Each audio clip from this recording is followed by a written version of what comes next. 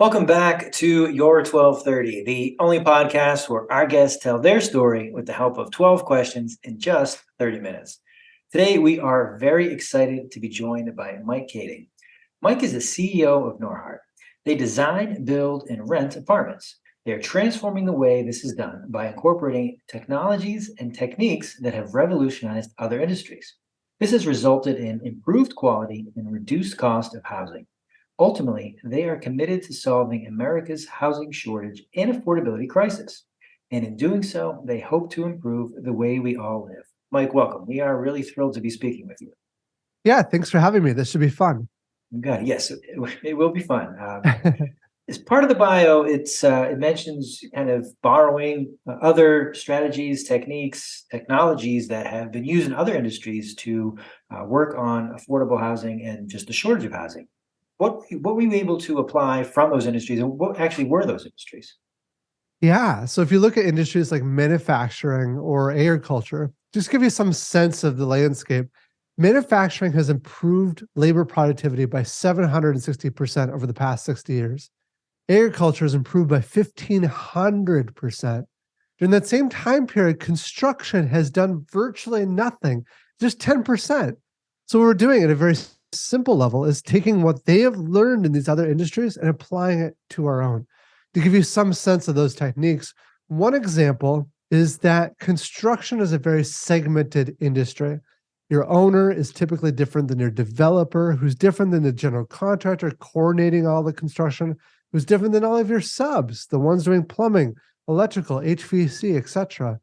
If a construction company were to produce cars, you'd have a different company installing the door, different company installing the windshield, and a different company installing the wheel.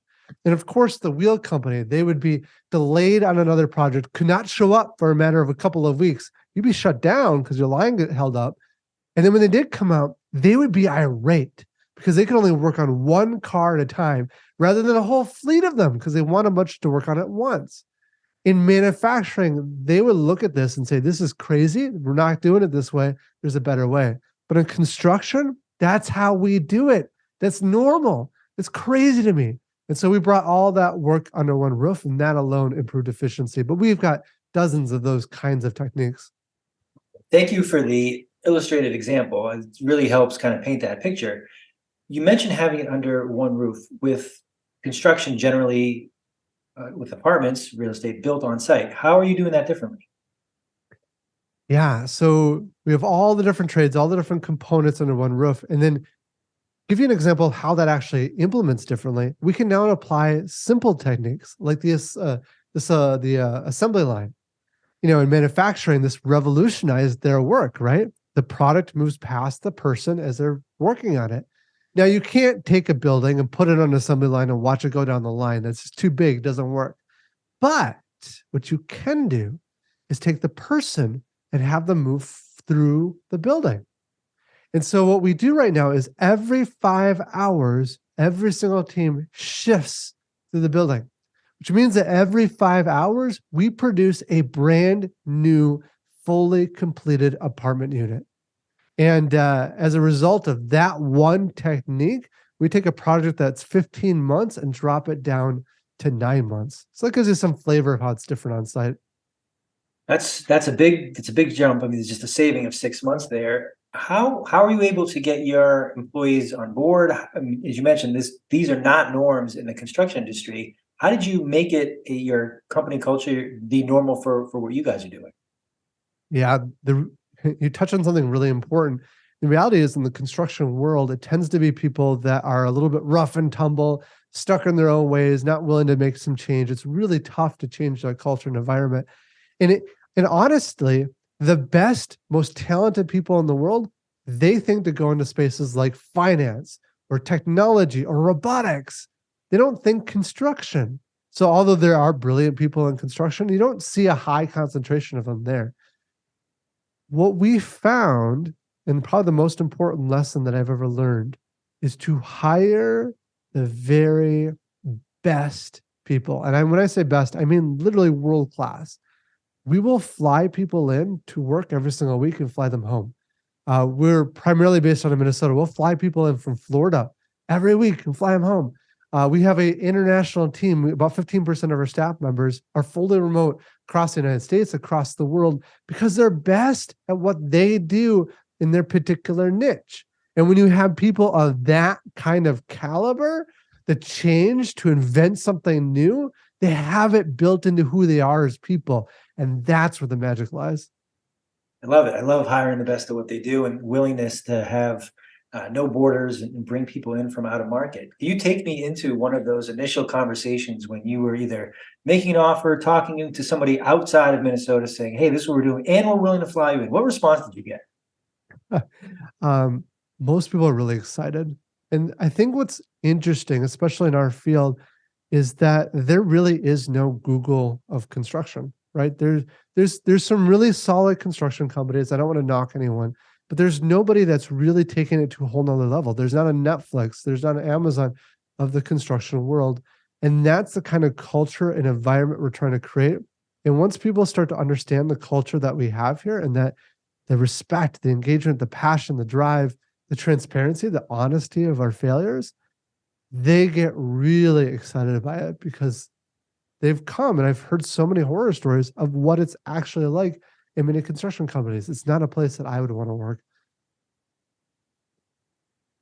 I like that. And you mentioned, or actually I should say your bio mentions solving the housing shortage and affordability crisis. Is those two things are related. Are you tackling one at a time? Is it the shortage, the affordability piece? And if so, how are you doing that?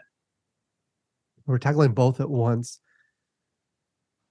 Right now, we're achieving about a 20 to 30% reduction in cost. We believe we can achieve a 50% reduction in cost over time. So that means someday your rent could be half, your mortgage payment could be half.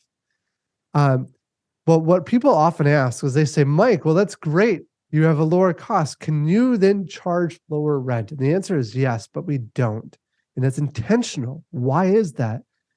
We're not trying to just produce one or two or three or a dozen apartments. We are trying to produce the system that builds apartments. Elon Musk talks about it, how it's hard to produce a car, but it is 10 to 100 to 1,000 times harder to produce the system that builds the car. And if we were to give off cheaper rents today, great. We've now solved housing affordability for 1,000 or 2,000 or 3,000 people. But to solve it nationwide, we want to push the profits from those systems into building our manufacturing system, scale that up over the next decade. We're hoping to reach 60,000 units a year. At that point, we're now producing so many units in the marketplace that we're affecting supply and demand. And we're not just lowering rents for our own residents. We're starting to lower rents and housing costs for everyone because of that supply and demand.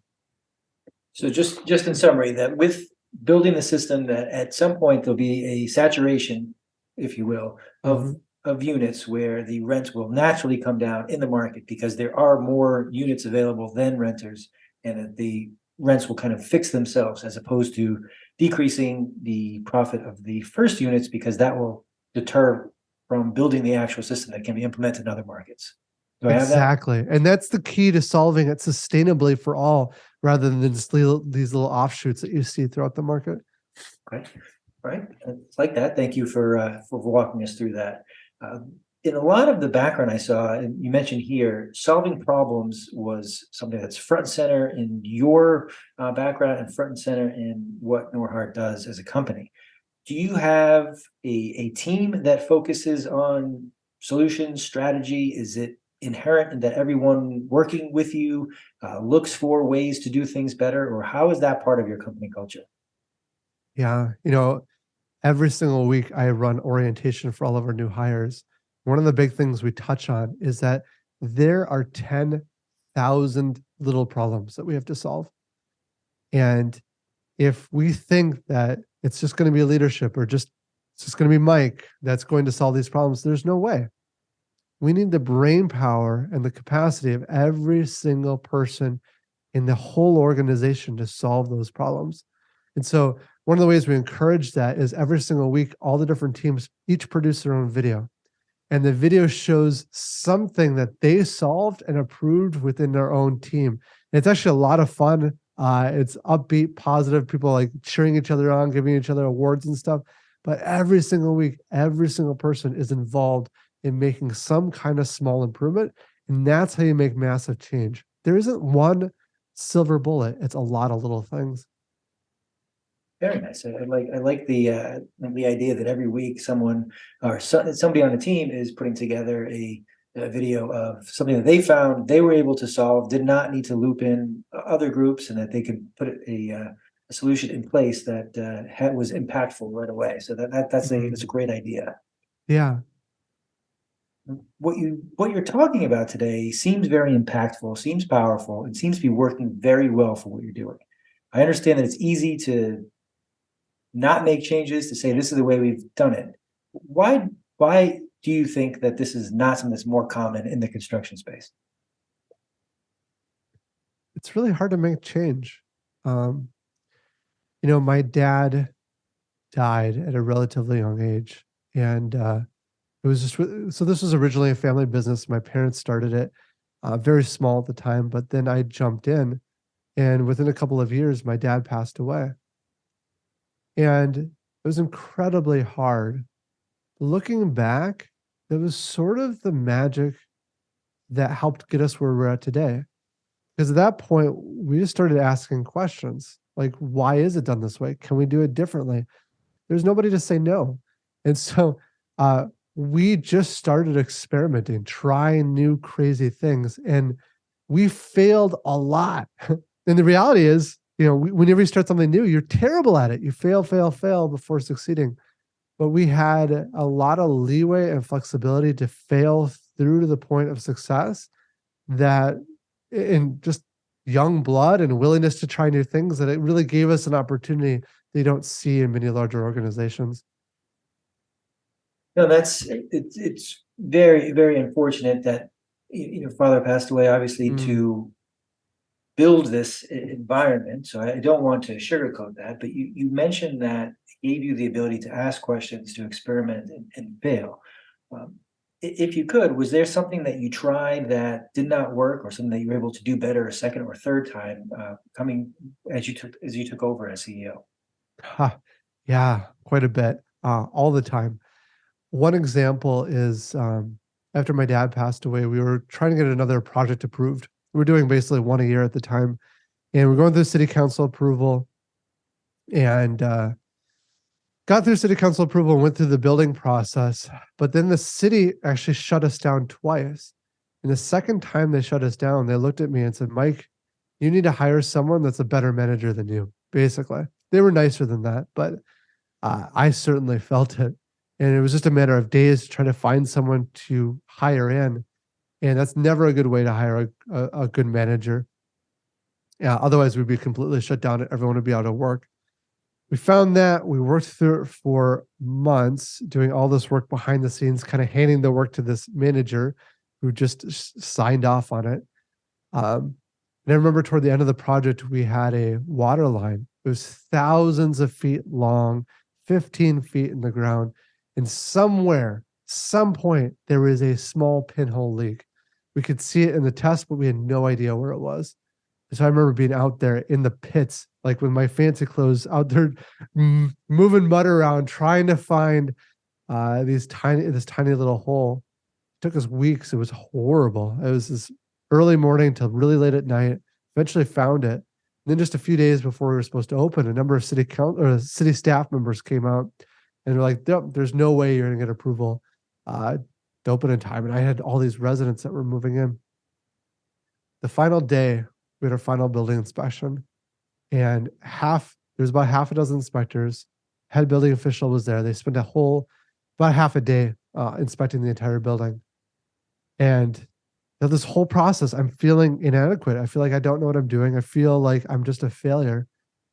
But at the end, they walked the whole building, and the head building official brought me off to the side and said, Mike, I know we pushed you really hard. Looking at what's done today, this is the best project that we've ever opened in the city. Good work.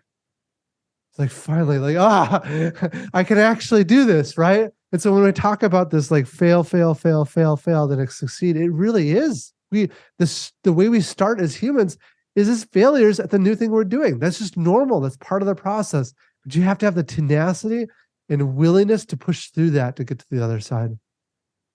I love the willingness to push through that, because you're right that it's easier when you hit that wall, when there's something that's wrong, when there's something that's losing money, when there's a delay. It's easy to, well, let's go back to the way we're doing it, because at least we know cost certainty. We know what it's going to cost. We know what it's going to take as far as time. So why not do that? But you're right that if you can push through it, you can get to a better place, and ultimately that system that you referenced up front. So it's a wonderful story to illustrate that, as well as it's very reaffirming to know and reassuring to know that once you are first told up front that, hey, we need something better than you on this, then you've turned it around in a relatively short amount of time. So nicely done there. Yeah, thanks. I did want to ask, being part of a family business, that's another dynamic or another difficulty to navigate. How have you been able to do it successfully? Yeah, so I grew up with it. I remember my parents taking us on family outings to the hardware store. 30 minutes away, we each one of us kids and each parent would have two carts full of stuff. And then my dad had his little trailer behind our car that he would pack to the brim full of supplies. I don't know if it was entirely illegal driving on the highway, but we did it. So I definitely grew up with that. But when I went off to college, I really wanted nothing to do with the family business. And the reason is I didn't want people to think it was given to me. So I really wrestled with my own ego on that. My dad really wanted me to join. And eventually, what I realized deep down is I wanted to make some kind of meaningful, positive impact on the world.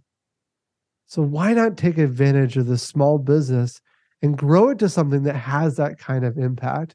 So when I got past my own ego, I jumped in, and my dad worked on it, and I worked on it together. And to his credit, he was really good to work with. There was points of conflict, but overall, he really gave me some space to learn and grow and try to improve myself. Very nice, and that's something that's we hear a lot from somebody who is in the family, before the family business, that it can be very difficult to walk into a role that others may think that you are taking over, because solely you are in that family. So that must have been quite a struggle. Yeah. And it's great to hear that you had the support of your parents, and ultimately has turned out into to such a profitable and well-run company. Uh, we talked before we hit record about an upcoming initiative that you have regarding investors. What can you tell us about that? Yeah. So for the first time in our history, we're actually opening up the opportunity for investors to get involved. And today we're about a $200 million company. It's been amazing to see the growth with that. But now we're giving investors an opportunity to get involved. And the way we're thinking about it is we're creating accounts so you can put money into and earn a high rate of return. All the rates of return are up on our website. And you can take money out as you want, or you can lock it in and earn a higher rate of return for locking it for 6 to 24 months. What we're doing is we're sort of replacing the bank and allowing you, the investor, to not only earn the rate of return you would get from a bank, but also to get the bank's profits. And one of the important things to us is that the vast majority of real estate investment, most people can't invest in it because you have to be an accredited investor, meaning you have to have $1 million of assets, excluding your home, or $200,000 income per year. Well, we went the more complicated, painful, took us 8 months to get through approval process to the SEC audits and background checks, so that any investor here in the United States can invest in that opportunity. That's fantastic. I've got so many questions, because that's one of the things that I get asked most, is that I'm not an accredited investor, or I don't have the ability to purchase a property on my own. What should I do? So 8 months, that could not have been easy, but it's fairly clear on its face why you've done that. Who are you hoping to reach in this first round of the new platform when you are reaching out to these investors? It's really who you just mentioned. Accredited investors, a lot of opportunities, and certainly if you're accredited, by all means, come invest with us. But we really are the kind of organization to give the little guys access to things that they can't get access to. And so that's what I'm really excited about, is the retail investor, the people, even if it's only a few $1,000s, or there's no minimum, but even if it's just a few $1,000s to invest, most companies would say, I'm not interested. It's more of a headache than it's worth. But we're trying to open it up so that you guys, everyone has an opportunity to get high rates of return through their investments. Okay, very nice. And is there if we've got someone who's interested in investing, is there an opportunity to learn what goes into the process of building units? It seems that with a company that is so passionate about identifying areas of improvement, making things better, making things more streamlined, that it would be uh, there's probably a big educational piece within the company. Is that going to be extended to the investors as well? Yeah, exactly. So right now, if you visit our website, you can get the details on the investment opportunities. But we are actually working on there'll be a whole video. So the platform doesn't launch for another month or so, but we'll be producing a whole video that goes into a deep dive of where those funds actually go, how we protect those funds, how we make investments within our organization, and how those returns come back to the investors. So you'll get a good deep dive into all of that. Awesome. So we'll be sure to post to that because that's a very exciting initiative that's about to launch. So I wish you the best there. The other new project or upcoming project that you mentioned is you are launching a podcast as well. What is the Yeah, name of that show again? it's called Becoming a Unicorn. It's about the journey of small businesses growing to billion-dollar enterprises. The question is really, what is that experience like? We want to explore the good, the bad, and the ugly and give people a real sense of what that journey is like. And are you going to be on with a co-host? Will you be talking to people who have done it, are doing it, had difficulty doing it, all of the above? Yeah, it's a little bit of all the above. The main series we're actually putting a fair amount of money into, so it's actually a pretty high production value. Well, each season we'll have maybe 10 episodes digging deep into a particular company. The first season, simply because it was easier for us, we did our own company. But in future seasons, we hope to dive into other companies that have experienced that. And then we'll probably have an offshoot, kind of a second series, which won't be as highly produced, but will be more genuine, authentic conversations with these people that have lived those experiences. Very nice. That sounds very fascinating. Both the deep dive within your own company as well as the and the contrasting of others who have done it and may provide a kind of interesting perspective on your process and things that you're doing. Yeah. So we've talked a lot today. We've talked in many different areas, kind of bounced around. Is there is there something that you do like in your personal life or that you do when you're not at work that you find you can bring to the office to help look at difficult situations in a new light or kind of similar to the way that you looked at manufacturing and agriculture to bring in new technologies, techniques? Is there something that you're doing that kind of helps bring different perspectives into what you are working on today and tomorrow? Yeah, absolutely. For me, one of our core values as an organization is to level yourself up. And so for me, I'm a little tenacious with this. I try to read a book a week. I literally work to find world experts at different things. We'll fly them in. We'll try to learn and grow from them. Like just recently we talked to a guy who's a savant at concrete. He can make concrete clean itself. It's incredible. Um, Also do a lot of master classes and masterminds. Like if there is a way to grow really quickly, it's to is to get in these masterminds who are literally some of the best people in the entire world at what they're doing. And then you've got peers around you that are also learning and growing at the same time. It's a huge accelerant to your own growth. We partner with companies like Toyota, who invented the concept of lean or a significant manufacturing improvement. But get out there in the rest of the world, connect with these other people because your best ideas are not going to come from you. The reality is the best ideas come from learning from all the other great people in the world and then bringing it back to your organization. Couldn't agree more, and that's why it makes a ton of sense to surround yourself with the best and the brightest because they have the best and brightest ideas. So if they're working with you to kind of push the ball forward, that always helps, especially when you're listening to them for ways to move the company forward. And that'll be my Mhm. last question on that front. What do you hope a Norhart employee says about the company when they're talking to their friends and family, when they are possibly recruiting other professionals? What's the message that you want them to deliver to others? Probably more than anything else, it's that we're honest with where we're at. We're willing to be transparent. We do like employee surveys every 6 months, and we give all those results completely openly, honestly to all of our employees. We also post them online, the good, bad, and the ugly, so you can see where they're at. And then all of my personal results I share with the entire company, so you get to see how I performed. But the reason I think that's so important is because the only way to get better is to be honest with where you're at, the good, bad, and the ugly. And so we're very open with that. And then I would also hope people would say that they're willing to be honest with where they're at, and then they work to improve that so that our lives, our experience, our feeling of experience of the culture is just better. And that this is an amazing place to work. And most of our employees do say that. So it's fun. Very nice. Very nice. I do need to follow up. You mentioned that you're close to reading a book a week. Yeah. What did you recently finish and what are you reading now?